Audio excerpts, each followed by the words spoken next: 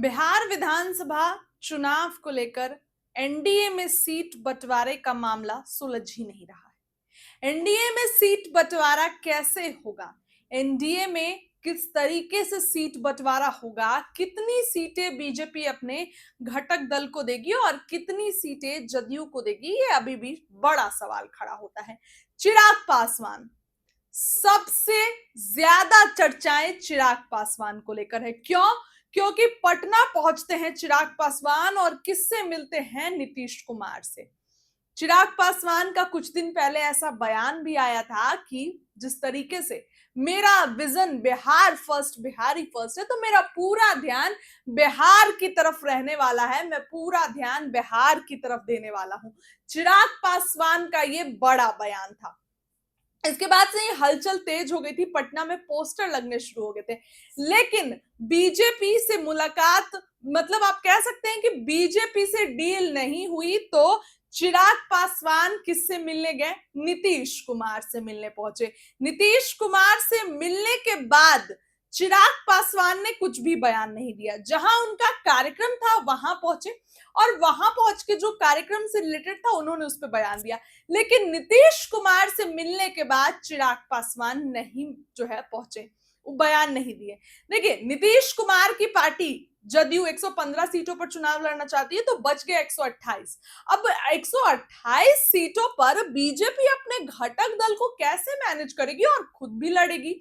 इस बार बीजेपी के घटक दल में सिर्फ एक नहीं बल्कि तीन तीन घटक दल हैं। चिराग पासवान, उपेंद्र कुशवाहा, जीतन राम मांझी, ये लोग सब साथ हैं। ऐसे में सीट बंटवारे को लेकर बड़ा पेच फंस रहा है और चिराग पासवान से मुलाकात तो हो गई नीतीश कुमार की, लेकिन क्या नीतीश कुमार चिराग पासवान को मना पाए?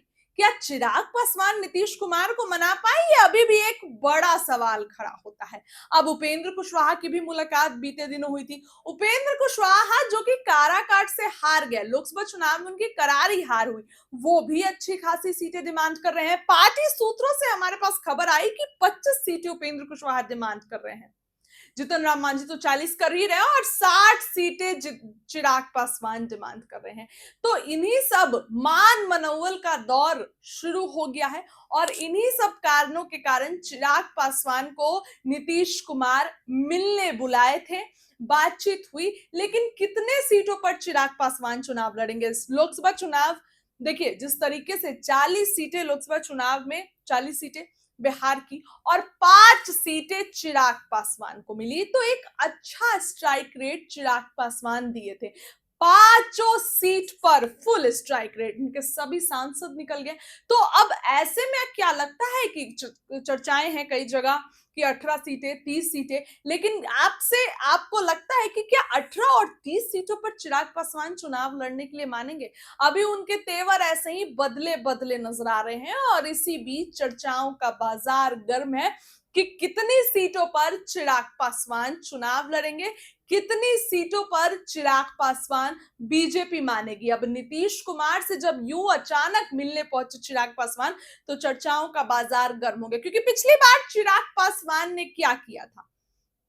कहने को तो बीजेपी के खिलाफ लड़े चिराग पासवान, लेकिन चिराग ने असल में नीतीश कुमार को डैमेज किया था। नीतीश कुमार की पार्टी जदयू को चिराग पासवान ने डैमेज किया था। 115 सीटों पर नीतीश कुमार की पार्टी लड़ी और चिराग पासवान ने महज 43 सीटों पर नीतीश कुमार की पार्टी को लाकर रख दिया। वो नीतीश कुमार की पार्टी जदयू, वहां पर भारी गिरावट हुई थी।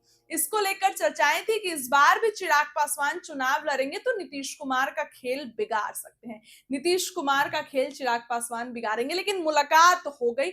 सीटों को लेकर जाहिर सी बात है कि आने वाले दिनों में चुनाव है, तो सीटों को लेकर बात हुई होगी, चर्चाएं हुई होंगी सीटों को लेकर, जाहिर सी बात है। लेकिन आखिर कितनी सीटें मिलेंगी? क्या, क्योंकि जदयू तो अपनी सीटें कम करने के फिराक में नहीं है, जदयू अपनी सीटें कहीं से भी कम नहीं करने वाली है। नीतीश कुमार को अच्छी खासी सीटें चाहिए और बीजेपी को देनी पड़ेगी, क्योंकि नीतीश कुमार के भरोसे ही केंद्र सरकार चल रही है। तो बीजेपी पिछली बार भी नीतीश कुमार को ज्यादा सीटें दी थी और नीतीश कुमार ने कुछ अपने कोटे से जीतन राम मांझी को सीटें दी और बीजेपी ने कुछ अपने कोटे से वीआईपी सुप्रीमो मुकेश सैनी को सीटें दी। लेकिन इस बार कैसे सीट बंटवारा होगा? चिराग पासवान को अच्छी खासी सीटें चाहिए और ऐसी सीटें चाहिए जहां उनकी पार्टी मजबूत हो, ऐसी वैसी भी सीटें नहीं चाहिए। इसीलिए चिराग पासवान लगातार प्रेशर पॉलिटिक्स बना रहे हैं। अब सीटों को लेकर देखिए, जो हमारे पास आंकड़े हैं वो आपको बता रहे हैं। सीट 98 टू 100 सीट पर बीजेपी चुनाव लड़ सकती है। 100 टू 105 सीटों पर जदयू चुनाव लड़ सकती है। जो सीटें बच गई उस पर चिराग पासवान, जितन राम मांझी और उपेंद्र कुशवाहा चुनाव लड़ेंगे। अभी तक जो आंकड़े आए हैं और ओवरऑल यही आंकड़े रहेंगे। 60 सीटें चिराग पासवान को बीजेपी नहीं देने जा रही है और जिस तरीके से चिराग पासवान प्रेशर पॉलिटिक्स बना रहे हैं वो भी आपको नजर आ रहा है। उनकी पार्टी की तरफ से भी चर्चाएं हो रही हैं। उनकी पार्टी की तरफ से बीते दिनों एक बड़ी मीटिंग रखी गई थी। इस मीटिंग में चिराग पासवान की पार्टी भीम सम्मेलन का आयोजन करेगी।